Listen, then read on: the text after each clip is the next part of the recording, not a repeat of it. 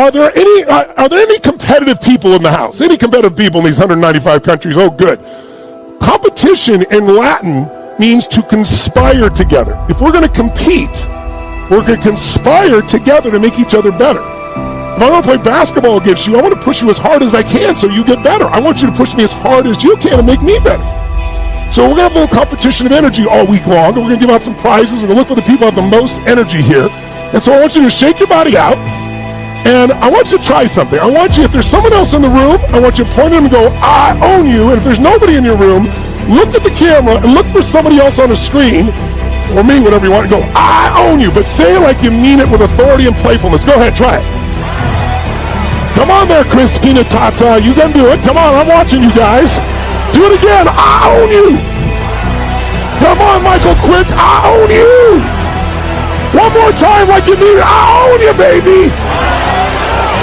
All right, now shake your body out. And when you say I own you, what you're really saying is I challenge you, you low energy person. And if there's not somebody with you, you're doing it virtually. And here's what we're going to do. For 30 seconds, I'm going to ask you to use your body like a little kid, like you're celebrating like never before. Not like a boring adult. Why are we doing this jump? I'm talking about like a little kid who's playful. Who's ever felt playful as a little kid? How many of you as a little kid ever did this? Did you ever like walk into the living room, you're walking like this, and all of a sudden your little kid go, whoa! And walk off like nothing's happened? Who's ever had a kid do that or been that kid? Say I. Good. I want you to imagine using more energy, your voice, your body, celebrating like a little kid, like you just had the greatest victory of your life. We're going to do it for 30 seconds, and it'll wake your energy up. If you want to go for it, raise your hand, say I. Say I. If you feel stronger, make your fist and say yes. Say yes. Say yes. Awesome.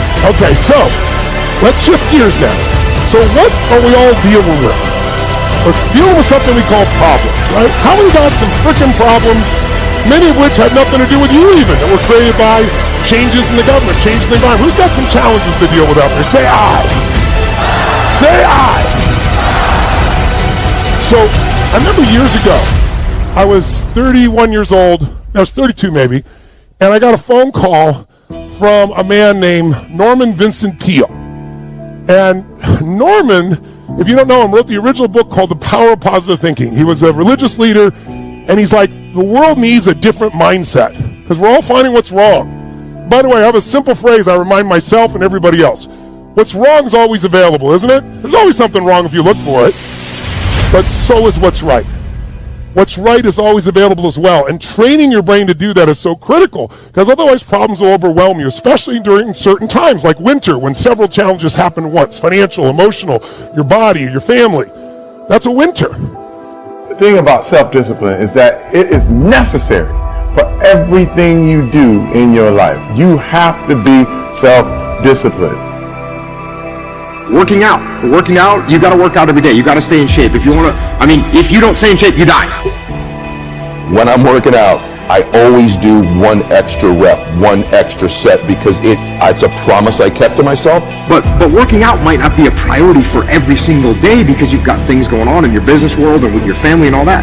So guess what? It's a priority for my life. So I do it in the morning before my day even starts. If you change your mindset and really focus it on what discipline really is, you start to welcome discipline. You welcome self-discipline into your life. Most people don't reach their dream, not because of failure. Most people don't live their dream because they give up. You see, it's not the failure that stops us, but that most stop at their first failure. Those who succeed don't stop at one failure. They don't stop at 10 failures. They don't stop at 100, 1,000, or 1,000,000. They say, this is my goal, and I will do whatever it takes to achieve it. I will learn the lessons from any failures. I will learn faster. I will work harder. I will work smarter. And I will not quit until my dream is a reality. That's the difference between success and failure. Rise and shine. 6 a.m. and your hand can't make it to the alarm clock before the voices in your head start telling you that it's too early, too dark, and too cold to get out of bed. Aching muscles lie still in rebellion, pretending not to hear your brain commanding them to move.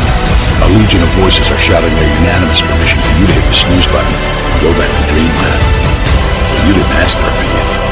The voice you've chosen to listen to is one of defiance. A voice that says there was a reason you set that alarm in the first place. So sit up, put your feet on the floor, and don't look back, because we've got work to do. Why is it so important to get up early?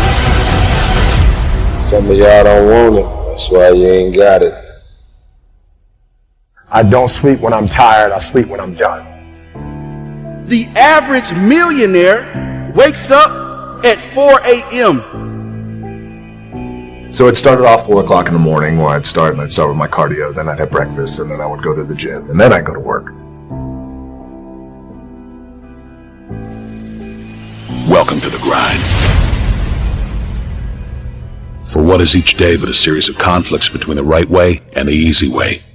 10,000 streams fan out like a river delta before you, each one promising the path of least resistance. Thing is, you're headed upstream. And when you make that choice, when you decide to turn your back on what's comfortable and safe and what some would call common sense, well, that's day one. From there, it only gets tougher. So just make sure this is something you want, because the easy way out will always be there, ready to wash you away. I feel pain. I hurt. I open my eyes. I crave victory. I do not give up. I feel no fear. I fear no man. I create. I conquer. I hold power. Make a choice. Just decide what it's going to be, who you're going to be, how you're going to do it. Just decide.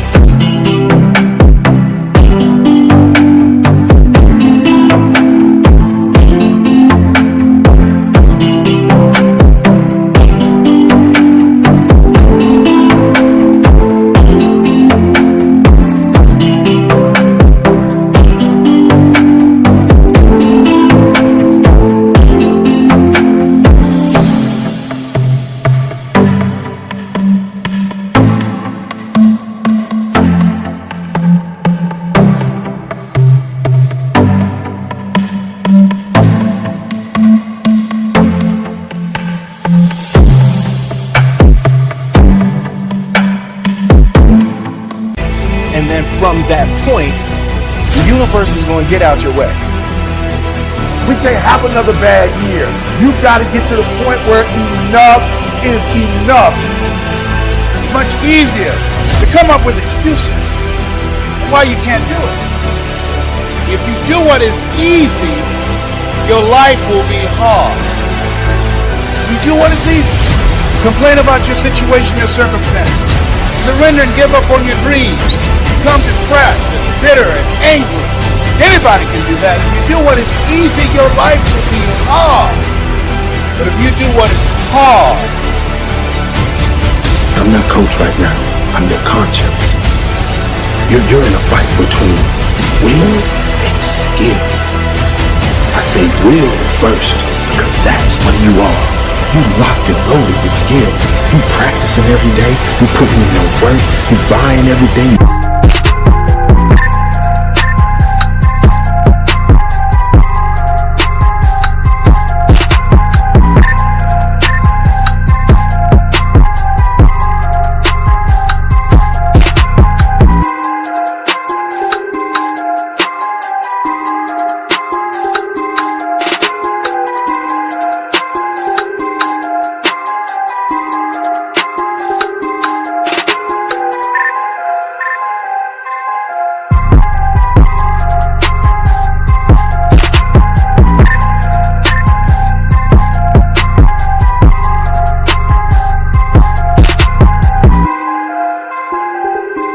Making an investment, you're living your dream, you're walking like your dream, you're surrounding yourself around your dream, you got mentors, everything, you put your work in, you got your skill, now it's testing your will. It's a mindset thing you're in right now.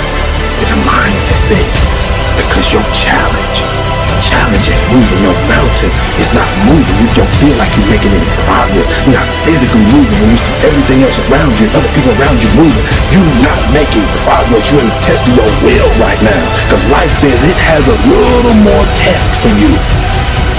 It's no different because we messed up, because you fell off the wagon, you've been on alcohol and drugs, and you gave up on life, and you dropped out, or you've been to jail 1 time, 2 times, 3 times, and you really want your dream to happen, and you're putting in your work, and nothing's happening yet. Every transformation always gets worse before it gets better. It's supposed to be that way. When you embark this journey, you must know that it's going to go down before it comes up. But when it comes up, it's going to go so much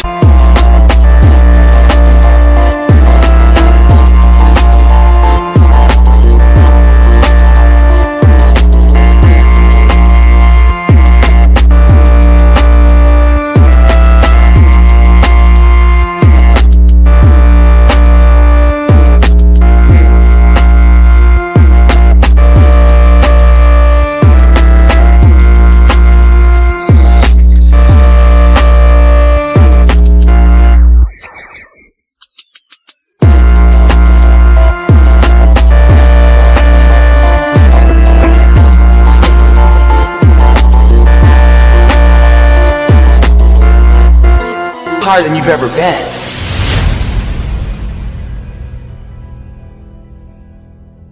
Some of you, your priorities are out of line, and you're partying right now, and you broke. You broke in your relationships. You broke in your health. Like, for real, you broke it. You broke. You broke. And you're broke because you're not getting the I. You're not understanding the I. I told you last week, it is about an invention, an idea. If you would get off the couch, stop playing video games, stop murmuring, stop complaining, stop going to a job you don't like, you're about to go to a whole other level in every area of your life. Talking about the I am.